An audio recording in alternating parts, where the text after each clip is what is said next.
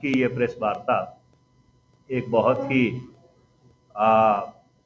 सटीक कारण से, बहुत ही एक केंद्रित कारण से बुलाई गई है। 9 दिसंबर 1946 से लेकर 24 जनवरी 1950 तक भारत की संविधान सभा बैठी। जब भारत को आज़ादी मिलने वाली थी तो उस आज़ादी के, उस लड़ाई के जो नेता थे, उन्होंने ये फैसला नहीं किया कि हम इमारतें गिराएंगे और नई इमारतें बनाएंगे। उन्होंने ये सोचा कि आज़ाद भारत के निर्माण के लिए एक ऐसा दस्तावेज तैयार किया जाए जो हर भारतीय को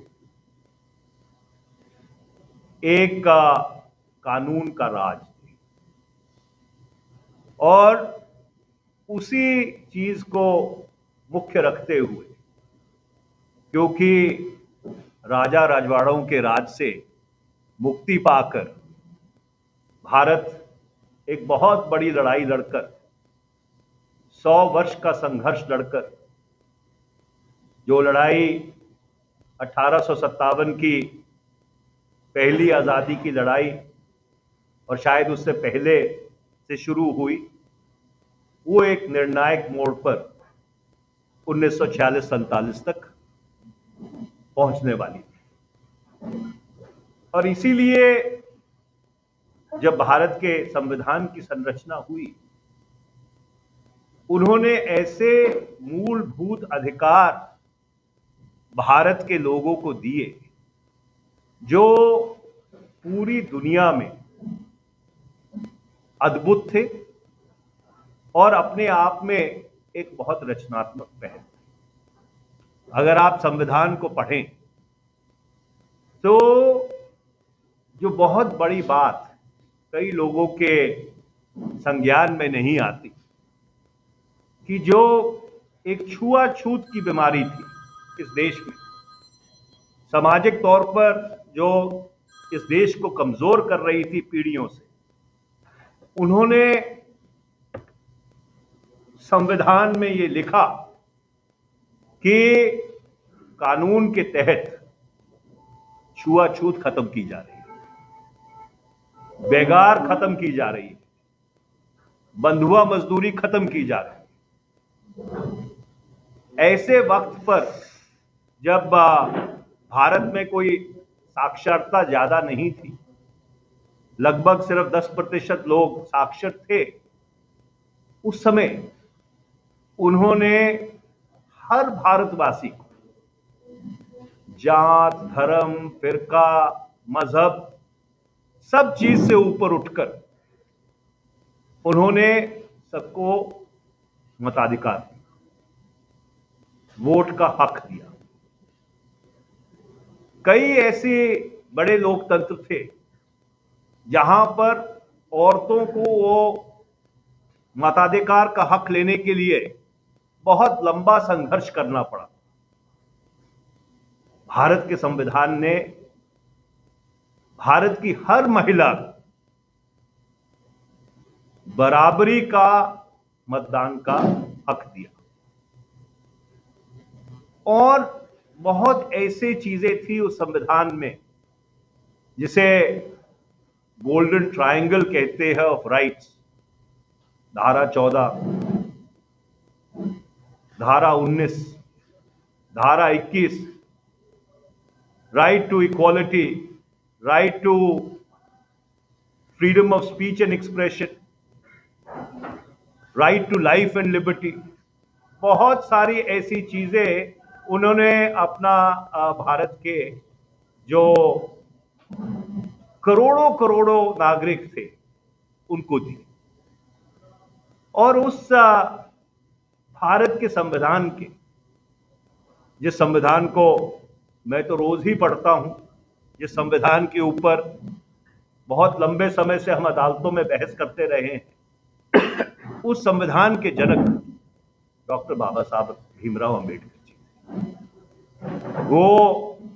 उस संविधान की जो ड्राफ्टिंग कमेटी थी, उस ड्राफ्टिंग कमेटी के वो अध्यक्ष थे। और डॉक्टर बाबा साहब अंबेडकर की जो एक रचनात्मक योगदान है, सिर्फ भारत के संविधान को ही सिरजने में नहीं, पर उसके साथ साथ भारत की जो राजनीतिक, सामाजिक, आर्थिक पृष्ठभूमि है, उसमें जो उनका योगदान था वो अति सम्मान योग्य, और उसे पूरी दुनिया ने सराहा है। और ऐसे में अगर कोई व्यक्ति डॉक्टर बाबा साहब भीमराव अंबेडकर जी को किसी तरह से भी उनकी याद को, उनकी जो लेगेसी है, उसको ठेस पहुंचाता है, वो भारत के संविधान को ठेस पहुंचाने के बराबर है।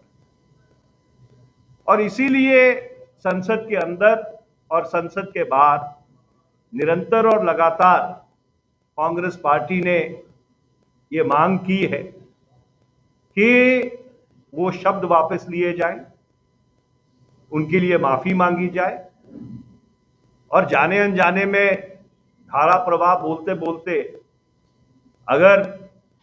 किसी से कोई गलती हो जाती है तो माफी मांगने से कोई व्यक्ति छोटा नहीं। और आज पूरे देश में डॉक्टर बाबा साहब भीमराव अंबेडकर जी की उस याद को, उनकी जो एक सकारात्मक भूमिका रही है भारत के राजनीतिक पृष्ठभूमि में, उसका आदर और सम्मान करने के लिए, उसको पूरी तरह से याद करने के लिए, उनके प्रति नमन करने के लिए, उनको एक श्रद्धांजलि देने के लिए कांग्रेस पार्टी ने पूरे देश भर में, कश्मीर से लेकर कन्याकुमारी तक और सिक्किम से लेकर गुजरात तक, हर राज्य में आपके माध्यम से लोगों को यह संदेश भेजने की कोशिश की है। तो मैं कांग्रेस पार्टी की वो मांग जो है, उस मांग को यहां पे दोहराना चाहता है कि हमारी ये मांग है कि डॉक्टर बाबा साहब भीमराव अंबेडकर जी की शान के खिलाफ जो अल्फाज कहे गए हैं, उनके लिए सरकार को माफी मांगनी चाहिए और उन शब्दों को तुरंत वापस लिया जाना चाहिए। ये हमारी आपके प्रति, आपके माध्यम से लोगों को एक अपील है। और हम उम्मीद करते हैं कि जो हमारे राजनीतिक प्रतिद्वंदी हैं, वो जो डॉक्टर बाबा साहब भीमराव अंबेडकर जी की एक कंट्रीब्यूशन है, एक सकारात्मक योगदान है, उसको मद्देनजर रखते हुए अपने अल्फाज वापस लेंगे। ताज़ा अपडेट्स व बड़ी खबरों के लिए सब्सक्राइब करें आज प्रकाश टीवी और बेल आइकन दबाना ना भूलें।